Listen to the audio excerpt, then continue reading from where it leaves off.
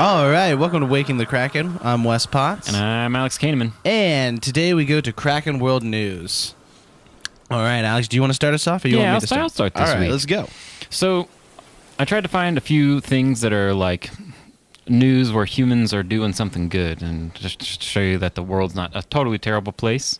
In West Lafayette, Indiana, potentially one of the nicest places, people-wise. Right. One of the, they had 2 microbreweries and 1 year, and then the next year they had 6. So they kind of boomed all of a sudden.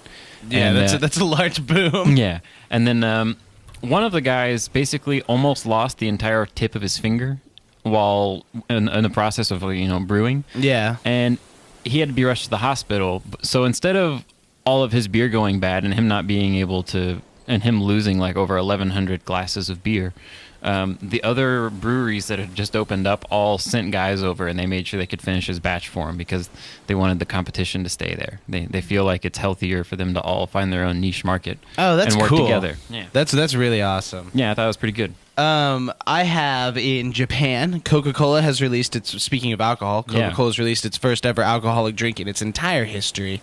Yeah, but I mean, and they're trying to pitch to the Japanese youth market because obviously Americans, the youth, we drink a lot. They're starting to have that kind of thing come in. Definitely.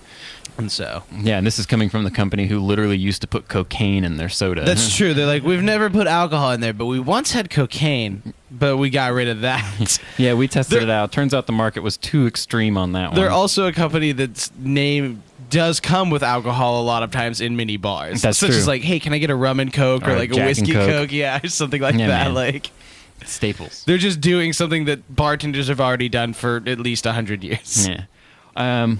So Jose Benavente and Benet Miquelon, I don't know how to say it. I'm not French. But these two Frenchmen pooled together about $150,000 and spent it on a plane, and they've been flying out to like refugee boats in the ocean in their spare time. Yeah. And like taking the people that are like sometimes hundreds of people on a tiny boat trying to cross the ocean to get away from their hostile country. Yeah. They'll land and get those people typically quicker than like search vessels will find them. So they're trying to spot people that have capsized and stuff like that. Yeah, and so they're going out and they're rescuing potentially hundreds of people, from having to just basically starve out on the ocean because they were trying to get away from their country. Right. I was sitting here thinking, I'm like, are they taking the plane and I was like, is it one of the aquatic ones that they can land? They try to land it because this doesn't make any sense. Yeah, but no, I mean, if they're doing search party things, that makes sense. Yeah, I thought that was pretty awesome too. YouTube has a new algorithm that they've been experimenting out. It is controversial, apparently. The new algorithm is actually based on the length of time that people watch, the percentage of video that people watch instead of just straight views. Okay. I know a lot of YouTubers make their money off of the amount of views that they have and stuff like that. Right. But YouTube doesn't there's a lot of them that are mad about that. Yeah. And YouTube said it's just an experiment. We're just testing out to see if this is a better option. Yeah. So I'm not actually sure if it's going to stay or not. They seem to be pretty about it, so it might change the whole industry. Who knows? Well, I mean, with more and more of YouTube videos getting longer than 15 minutes, right, including said podcast. Yep, like our podcast. Yes, yeah. In fact, all of the podcasts I do are longer than 15 minutes. And a lot of the stuff I'm posting online is longer than 15 minutes. Right. So it makes more sense to me because when I watch a viewer only stay on the episode for 4 or 5 minutes and leave, but so much percentage of my video has to be watched for it to be considered a view. Right. It's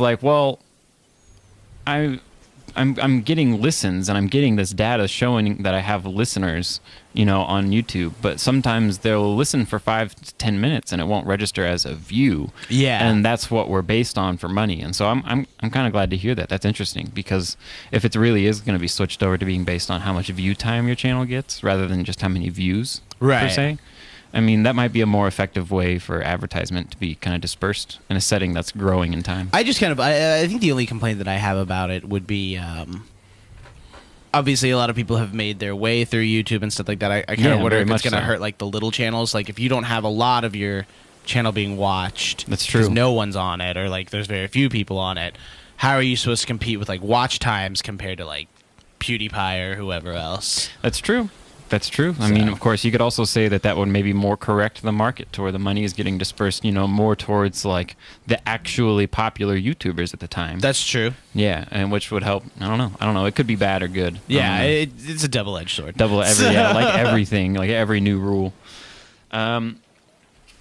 There's been a new advance in farming technology. These solar-powered weed-killing robots now basically gently roll over the farmland. Yeah. And like I said, they're solar-powered, so they can just sit out there. Yeah. And they will scan the ground with a camera to find specific individual weeds and then spray that plant with poison rather than having to spray herbicide over the entire crop. Yeah. Which will basically save the entire farming industry in America billions of dollars. They could replace all of their herbicide, basically systems they have now with these robots that they'll be able to use every year over and over and just dole out. And plus that means no more herbicides directly on the foods we eat. That's good. Yeah. Yeah, which is a great thing. Mine is that the Star Wars movie projections are in. This is Monday. It's obviously Memorial Day for us. We were off this weekend. The Star Wars Solo movie reviews are in and everything. It is doing underwhelming according to Disney from what they projected. There was a lot of controversy before I went and saw it this week. There was a lot of controversy about people saying like we shouldn't watch it or if you really like it, don't watch it. Like there's something to do with a lot of things. Everyone has an opinion. I think the best opinion was Disney keeps hiking up more and more how much percentage that they get and for how long. Yeah. So that one I thought was okay, where it's like if Disney's like, okay, it's 80% of all of your gross sales of tickets on this. Yeah. For 4 weeks. The average one is like 60% of tickets for 2 weeks. Right, yeah. So like I can see that boycott. That one made sense to me. But the other ones were just like about personal people destroying the franchise and everything. Yeah, well, I mean, just because a movie fails to make a giant company money doesn't mean it's a bad movie either. I did see it. I mean, like obviously, like I thought it was like honestly, in my opinion, like at the end of the film, I thought it was fun. Like I thought it was a fun movie. For everything that it's worth, I didn't really enjoy a lot of things about it. Yeah. I thought the first 20 minutes I kind of wanted to walk out on. Oh, really? Yeah, just because it was obligatory. There was nothing really that put me into the universe to go, this is Star Wars, other than there's a guy that kind of looks like Han Solo, dressed in stuff that doesn't look like Han Solo, running around. He's saying his name is Han. Yeah. For like 20 minutes. And then you get to this kind of part which, it starts to get a little bit more interesting. Woody Harrelson's character I was really surprised by. I was kind of like, I don't know how I feel about him being a character in the universe, but he was really great. Right on. What about Emilia Clarke? Emilia Clarke was interesting. I think that she serves a purpose, but it seems like you kind of already know what her purpose is from like the moment that you see her appear. Oh, really? Yeah, you're just kind of like, oh, this is going to be someone. So, like, it was kind of one of those, it felt predictable, the movie did, but I've also heard that this might be a trilogy, so if this is just like an introduction, then it should be okay. Yeah. Well, I it wouldn't surprise me if they ended up making it into a trilogy, because it seems like nowadays, like, you and I grew up in the time whenever, like, basically an hour and a half movie was the way to go. Right, yeah. Like, short, sweet, to the point. Yeah, like there weren't any like 4-hour epics anymore that were being made in the mid 20th century. Right.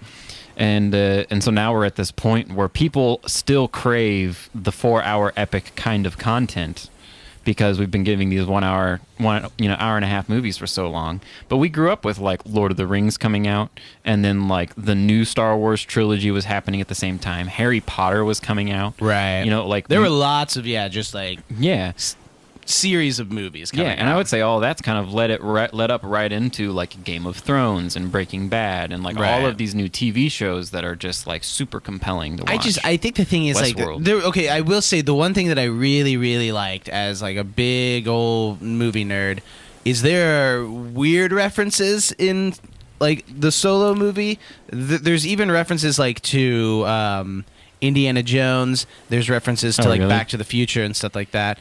Okay, it's really interesting. Like there's like little Easter eggs everywhere. It's very visual movie on the fact that like you already know this universe by the time you get into this universe, and if you're just a huge dork, you can find Mandalorian armor in the background and stuff like that. It's crazy. Cool. So well, that's really cool. Well, because you're right. You know, that is something that I was worried about whenever I heard that this film was coming out. It's like, okay, well, this universe has now been established by like 11 films at that point. Yeah. And it's like, okay, so like this is like 11 films that kind of already define the universe that you're expanding upon right now.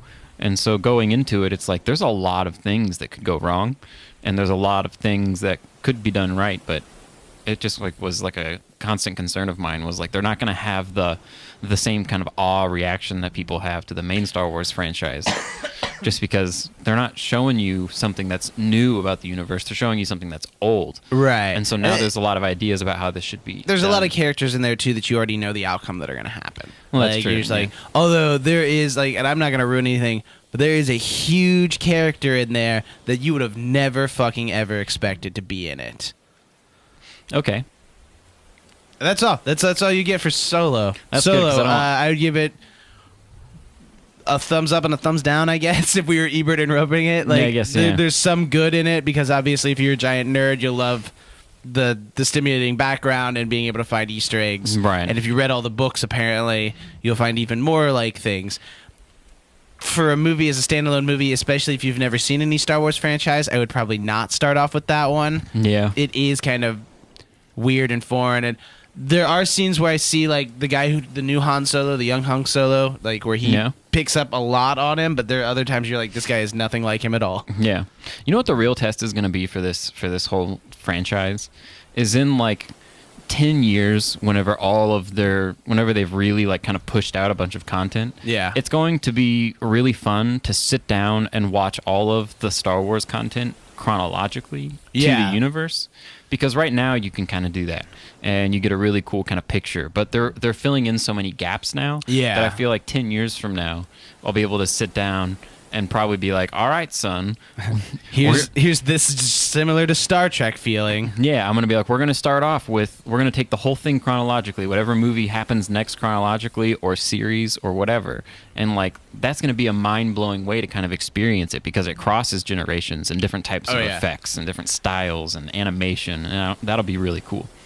But kind of watching them come out right now is kind of like, it's Star Wars. Yeah, and I mean, like, I love Star Wars. I see every yeah. Star Wars film in theaters always. I don't think I've seen one that I haven't seen. I kind of want to start referring to it as the Marvel effect. Like, whenever you start making too many movies under one label, people kind of get whatever about it. I mean, it's like, another Star Wars They are owned by movie. the same company. Yeah, so. yeah.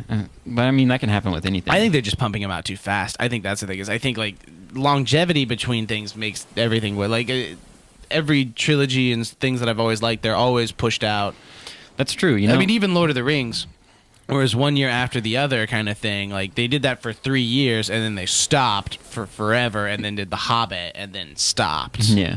But instead now we've got, like, a ton of different studios owned by one major studio that are putting films out kind of in a tapered effect. So you're getting dovetailed, like, new films, you know, the beginning of the year, the middle of the, every quarter of the year, basically, you're getting a new film. And I also think it makes it hard for fans to keep up. I mean, how are you supposed to nerd out about something when you can only nerd out about it for like 7 months and then the next new thing just came out? Exactly, and everyone else is already nerding out about it. Yeah. Yeah. Or like, don't even get me started on like weeks where like all that stuff happened with Donald Glover and Childish Gambino, and like 2 weeks later, here we are now. Like, different movies have come out. Like, Infinity Wars has come out. Han Solo has come out. Right. Like, Deadpool 2 has come out. That's the one I haven't seen yet. Yeah.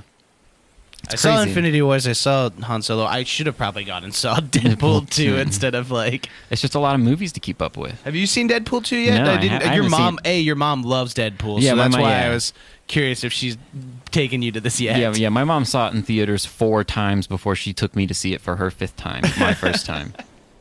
This is a movie that I would never expect. That was because I remember you being like, my mom adores this Deadpool movie, and I was just like, what are you talking about? Yeah, she freaking loves it. It's crazy. I even bought it for her for Christmas, I think. I couldn't help. I had to get it for her. She loves it so much. And my mom's she's getting up there. I think she's 62. She'll be 63 in January. or she just turned 62 this year, and like so she's just this kind of like older woman, and like her sense of humor is just like Deadpool. I guess. So I had a really weird thing happen to me this last week. I had to get on my Instagram on my computer. And so, because I have it on my phone, but my phone screen is shattered right now. So I had to look it up something on the computer. Yeah. And so I go in there, and I type in my email address, and I type in my passcode, and it says, your passcode doesn't match up with your email. And I'm like, probably an old passcode that I've just forgot about. Yeah. So I change the passcode, go into my email, change it up there. And then I realized that the email address that I use on almost everything was attached to this Instagram that was dedicated to gay wedgie fetish porn. Oh, really? Yeah, and like it was just like this weird thing that like I was using my old email for my old from my Instagram that I have. So when I logged into this other person's, someone had used my email address to set this up. And he had like 750 followers, and that's more followers than I have on Instagram. And now I'm upset about it. That's ridiculous. I mean, like, what did you do? Did you shut it down? I did, but I honestly, like, the next day, like, because I shut it down, and like I changed it and made it into something else so that I could have it, obviously. Right. But I'm really upset that I didn't, because I thought this would have been the perfect opportunity to take all 700 and something followers and just push another weird thing on them, like just something they would never see coming out of, like just kittens. Oh, and yeah. Every day it's like these guys that get on there and there's all this like gay wedgie fetish porn like Instagrams that are dedicated, and that's just what they look at, and then there's a kitten that pops up that just says like God isn't real or something something like that. Like, and they just it just turns into that slowly over time. Yeah, it's just the same thing every day that I just do because it's hilarious. Man, I never think about like I Instagram very much at all. Like I post like artwork and stuff on it, like for new stuff that I'm working on, but like I don't ever really go through it. Like I never would think that I could look up porn on Instagram. You can look up everything. It's basically just Tumblr, but in a streamlined format. That's another one. I think that Instagram actually has some kind of like little bit like where they're like to be an Instagram model or something like that, you can't be just completely naked or anything. Like, or you can't like show nipples. I don't know exactly what it is. There's something about it. Yeah. But this is just like, this one was just like dudes just giving wedgies. So that's weird. Like shirtless dudes wedging each other. That's hilarious. Weird. You know, the other thing that made me upset is I have like, I think like close to 100 photos on my Instagram, my personal one. Yeah. And this guy had 5, and he had 700 something viewers. Dude, that's amazing. Like, I hate this. That's like, amazing. I'm so mad. He just had pictures of like dudes in underwear giving each other wedgies. He only had 5 of those pictures, and he had 750 followers. Wow. Wow. That's amazing, dude. I know. That's where that statistic Holy just crap. gets weird. Oh, I can't believe. No. Really? Yeah. Wow. I'm sorry. Wedgie porn. It was phenomenal to me too. Wedgie porn is. I didn't even know that could exist. I didn't either. I didn't know that was a thing that people. I mean, like I said, people get off to weird things all the time, but I didn't know there was a dedicated community behind it. Yeah, and I didn't even know there were 750 people. I wouldn't have guessed 750 people would like want to be like, yeah, I'll look at more of that. That's just a surprise to me. So yeah, that was the beginning of my week. Wow. Oh yeah. So tell me about this wedding. Oh, okay. So I went to this wedding. And I'm gonna change a lot of names and factors and stuff like that. But it was an adorable idea for a wedding. It was Disney themed. Oh, nice.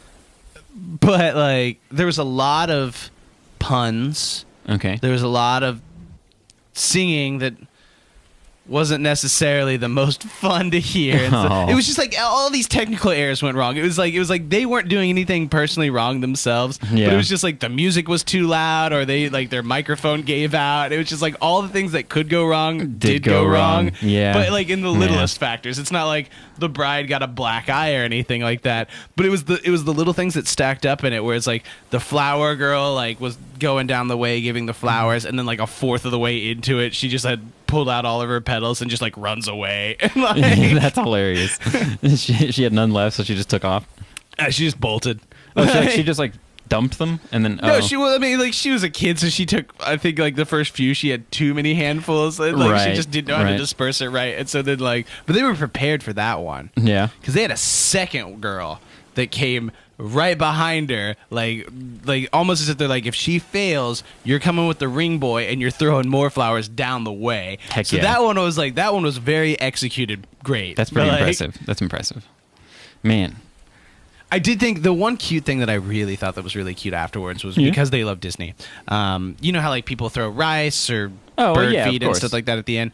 They had all these like little paper planes made because of that Pixar miniature or that Pixar short with the paper plane that finds the two people. They had that, and like you could like write like notes and stuff to them, and then you threw that like up. That's a good idea. It was cute. It was really cute. That's fun. Man, Disney themed wedding. Disney themed wedding.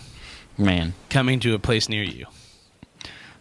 Disney's taking over everything, man. They really are, dude. It's kind of insane. You know who else isn't taking over anything? I don't know who. Bill Wirtz. Oh yeah. I was listening to my Discover Weekly Spotify playlist in the shower, and this song came on. I'm like, this sounds really familiar. And I realized that it's a Bill Wirtz song about halfway through. And it's just like basically him going, in California, you can smoke marijuana. You can do what you wanna. And then he very clever lyric. Yeah, and then he goes, after he does California, he goes to in Alabama.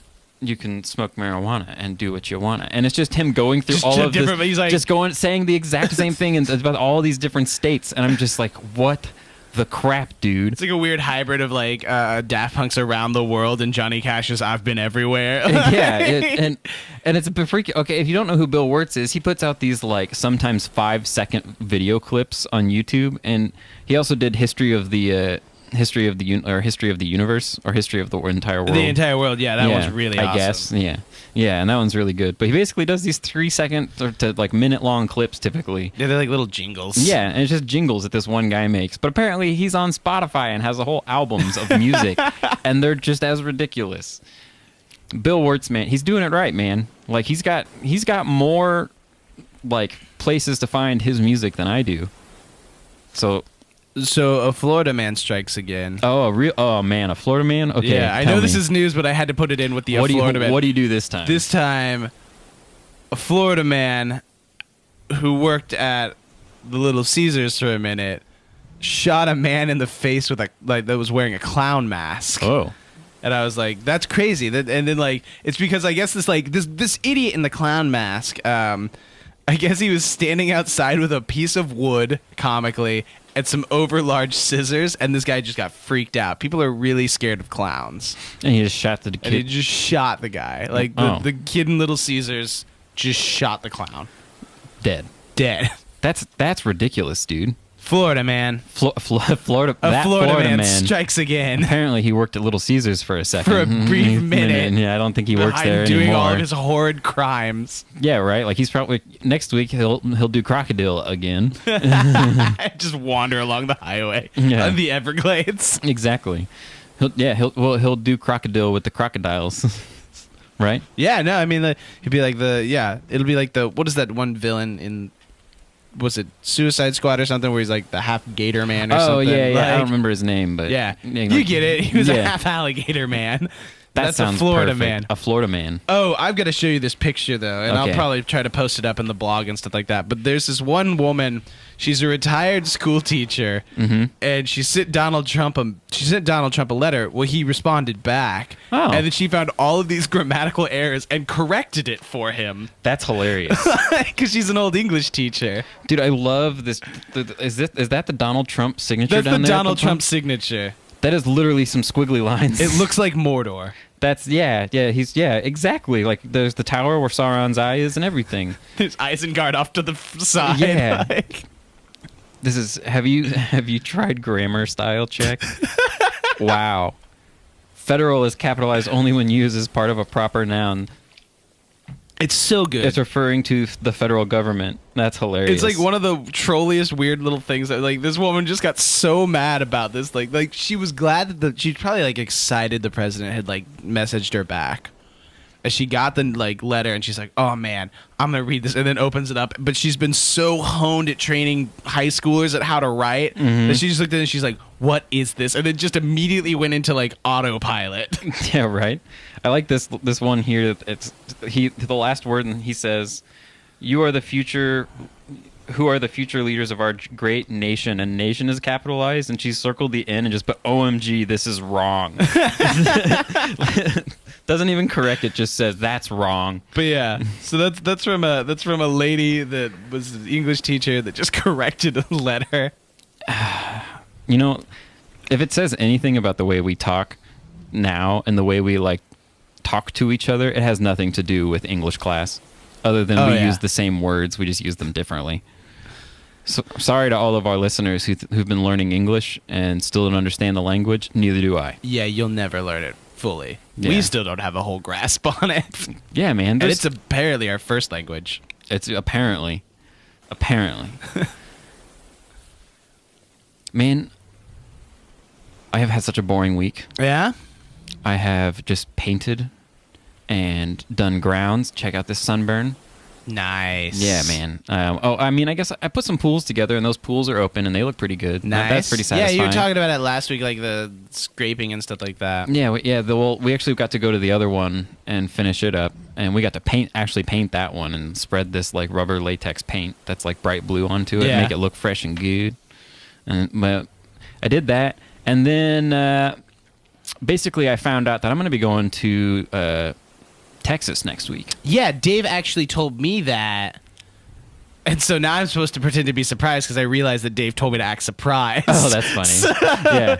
Yeah. So we're going to be going to Texas for a week. We're going to go, like over to Padre Island, which is, like a nice part of Texas. So we're going to be hanging out in Port Aransas. We're going to take his dad and his uncle along, or his dad's brother. Yeah. And, I think his dad's 84 and this guy's like 76 or something. So it's going to be me, a 25-year-old, with Dave, a 44-year-old, and his dad, an 84-year-old, and his brother, a 72-year-old, going fishing. Yeah, and we're all the generations represented. Yeah, man, and so it's gonna be an interesting time, especially since like Dave grew up there, where we're gonna be going. Yeah, and because his dad was a shrimp boat captain down there, and so like it's gonna be like his dad hasn't been there in literally 25 years.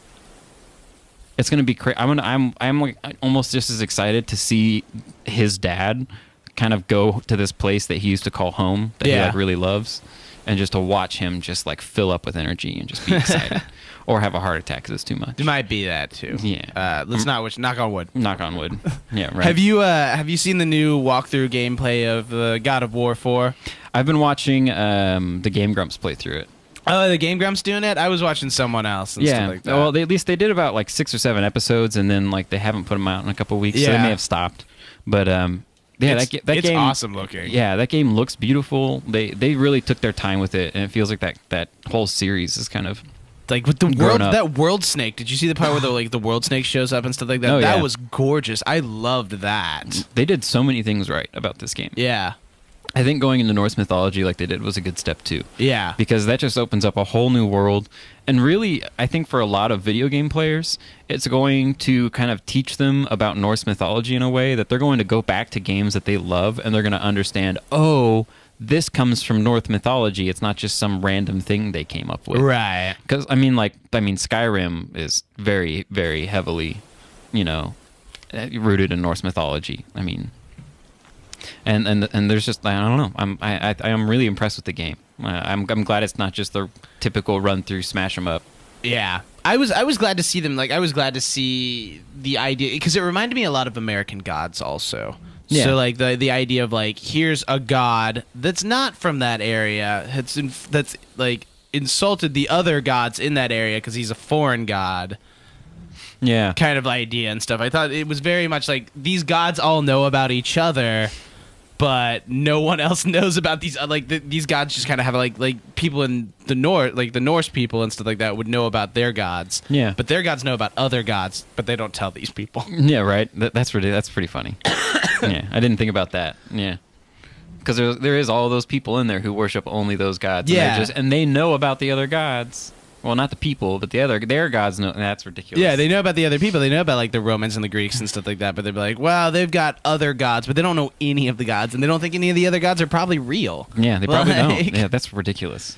That makes the game way more interesting to think about now. Yeah, everybody he meets has no clue that he's a god or concept of the god. Except for that one guy. Oh yeah, at the very beginning. Yeah, who was clearly who's couldn't just feel like, anything. I know who you are, and he's like, "Who are you?" And he's like, "A stranger." Yeah, and he beats the crap out of him. Yeah, that's a really fun section. It's like the whole like scene of the game. Yeah, I was really impressed by just wating that at the beginning. Just like the cinematography and that and stuff was phenomenal. Yeah, man. But I've been watching all the walkthroughs on that. It looks cool.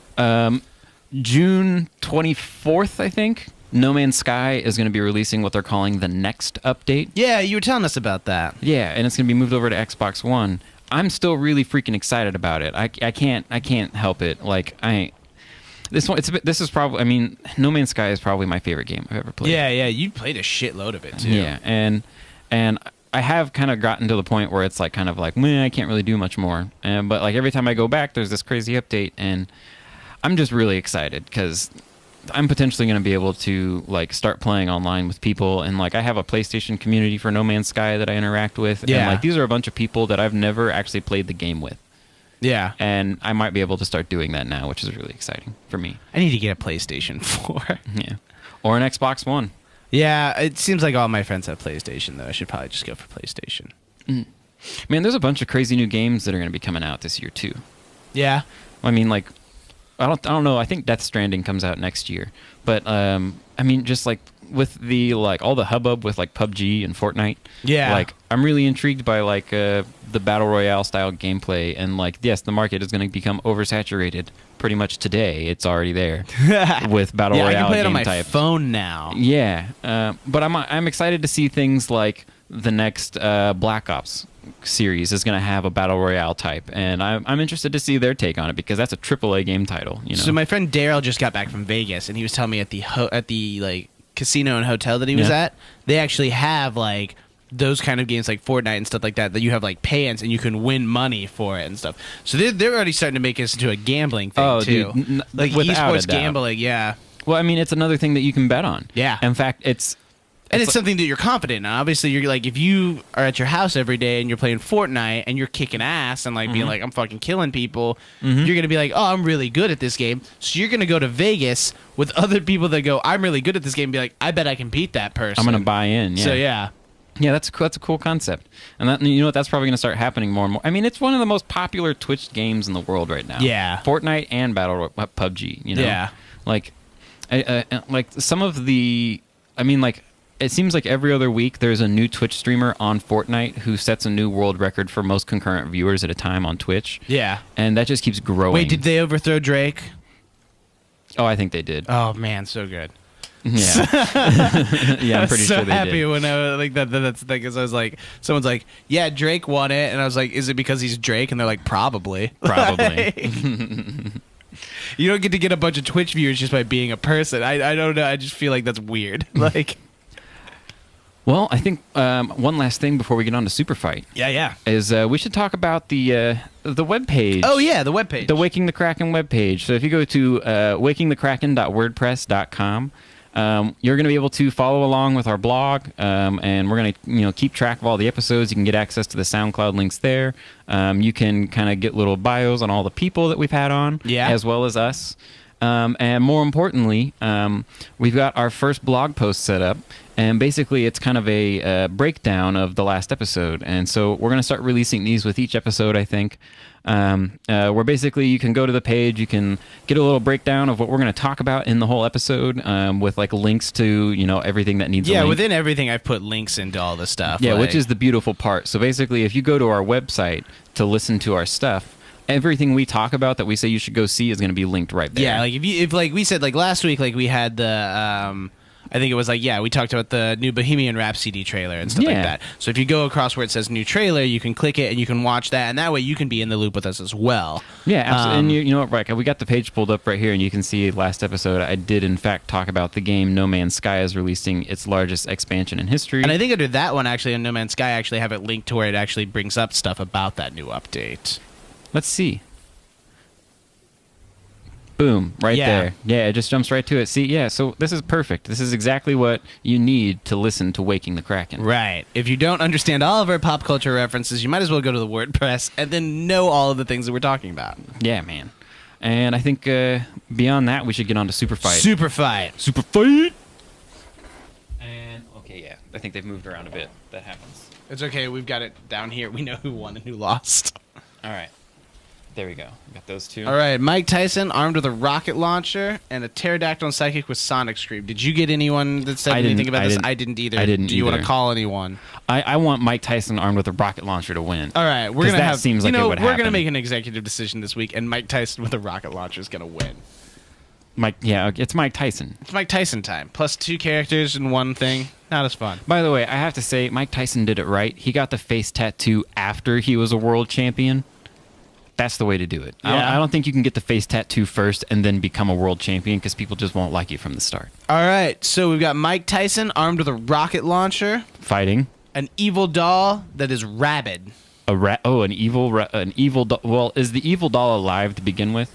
The evil doll is an inanimate object that's obviously possessed by something. Okay, all right. I'm just making sure because we're gonna Annabelle this situation. That's what this is there's an Annabelle that's also rabid. And then there's a Mike Tyson that has a rocket launcher, but just because you destroy the body of the doll doesn't necessarily mean it's going to be gone. Yeah, the evil within can just go to a new body. Yeah, that's a tough one.